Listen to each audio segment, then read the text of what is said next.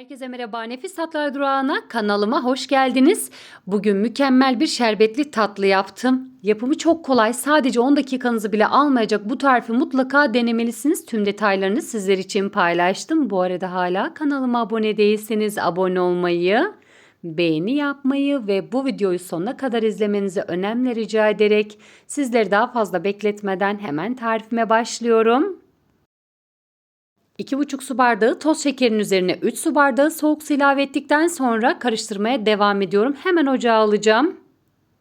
Şerbet kaynamaya başladıktan sonra üzerine 3-4 damla limon sıktım. 10 dakika boyunca daha kaynatıyorum. Hamur için 150 gram tereyağı, 1 çay bardağı irmik, 2 adet yumurta, yumurtanın sarısının bir tanesini üzeri için kullanıyorum. 1 çay bardağı pudra şekeri, 1 çay bardağı iri kıyılmış ceviz ilave ediyorum. Dilerseniz toz fındık da kullanabilirsiniz. Sade bir şekilde de tatlıyı hazırlayabilirsiniz. 1 paket kabartma tozu, 1 paket vanilyayı da ilave ettikten sonra birkaç saniye boyunca karıştırıyorum.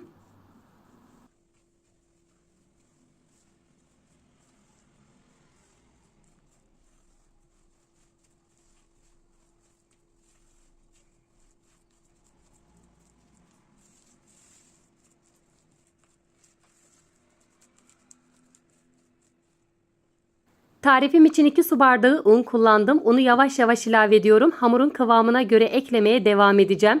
Lütfen kontrollü olalım. Her un aynı değildir. Mutlaka markası değişkenlik gösterecektir. Yumuşak bir hamur elde edene kadar yoğurmaya devam ediyorum. Videomun bu kısmına kadar geldiyseniz eğer tarifim hakkında görüş ve önerilerinizi benimle paylaşırsanız çok sevinirim.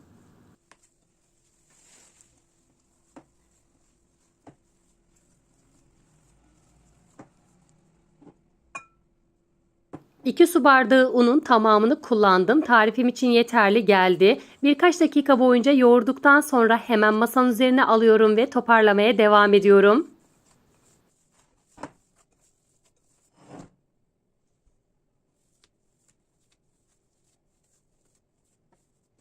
Evet, sizlerin de gördüğü gibi yumuşacık bir hamur elde ettim. Beklemeden şekillendirme işlemine geçeceğim. Hamuru yuvarlıyorum ve 2 eşit parçaya bölüyorum.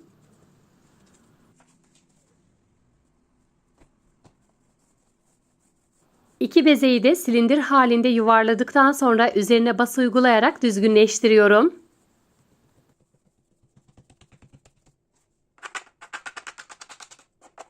Burada da kesme kartından yardım alıyorum. Kıyısını köşesini toparlıyorum ve düzgün olmasını sağlıyorum. Gerçekten çok lezzetli ve çok basit bir tatlı tarifi. Tarifimi denedikten sonra umarım sizler de çok beğenirsiniz. Deneyen arkadaşlarım sonucu benimle paylaşırsanız çok sevinirim. Evet, ikinci bezeyi de düzgünleştirdikten sonra hemen şekillendirme işlemine geçeceğim.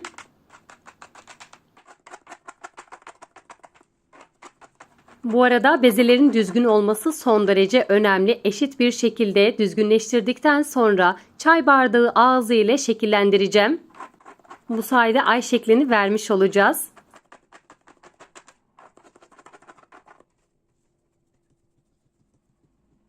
Standart çay bardağı kullanıyorum. Çay bardağın sadece yarım kısmıyla bastırarak şeklini vermiş oluyoruz. Yapımı son derece kolay, inanılmaz lezzetli şerbetli tatlılardan bir tanesi. Görmüş olduğunuz gibi şeklini vermek oldukça basit. Saniyeler içerisinde şekillendirme işlemini tamamlamış olacağım. Videomun bu kısmına kadar geldiyseniz eğer hangi ülkeden veya hangi şehirden izliyorsanız yorumlar kısmında benimle paylaşabilirsiniz.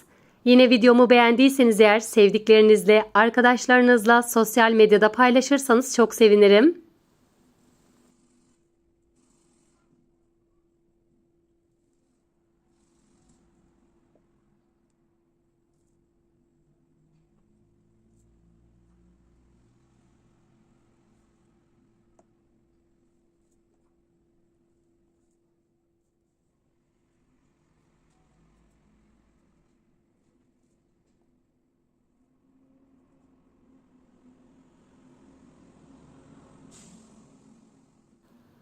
Ve artık şekillendirme işlemini de tamamladım. Büyük boy borcamın içerisine çok fazla aralık bırakmadan yerleştiriyorum.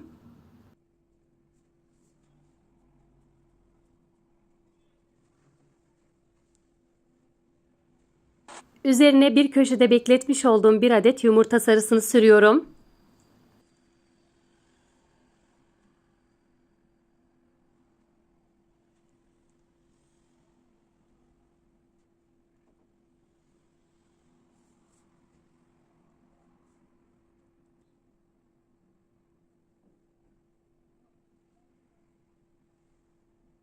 Tüm tatlının her tarafına gelecek şekilde bol miktarda yumurta sarısı sürdükten sonra çatal yardımıyla yine üzerinden geçeceğim.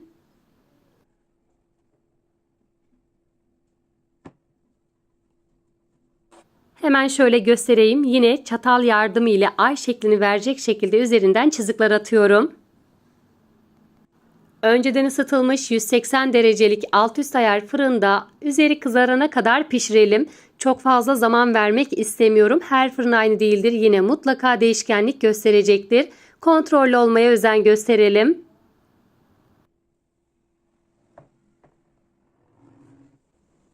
Tatlıyı fırından aldım. İlk sıcağı geçtikten sonra üzerine soğuk şerbeti gezdiriyorum. Bu arada tatlı benim fırınımda 35 dakika içerisinde pişti. Yine belirtiyorum, lütfen kontrollü olalım. Videoda gördüğünüz gibi üzeri kızardıktan sonra fırından alalım. Çok fazla zamanım olmadığı için tatlıyı sadece 2 saat boyunca şerbette bekleteceğim. Eğer zamanınız varsa bir gece öncesinden hazırlarsanız çok daha güzel olacaktır. 2 saat boyunca bekletmeme rağmen tüm şerbeti tatlı içerisine çekti. Hemen servis tabağına alıyorum ve servis için hazırlıyorum.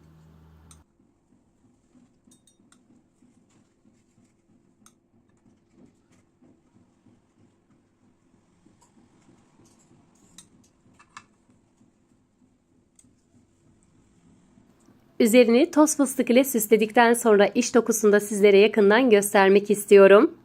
Görseliyle ve lezzetiyle sofralarımızı şenlendirecek ay tatlısı tarifini denedikten sonra sizlerin de çok beğeneceğinize eminim.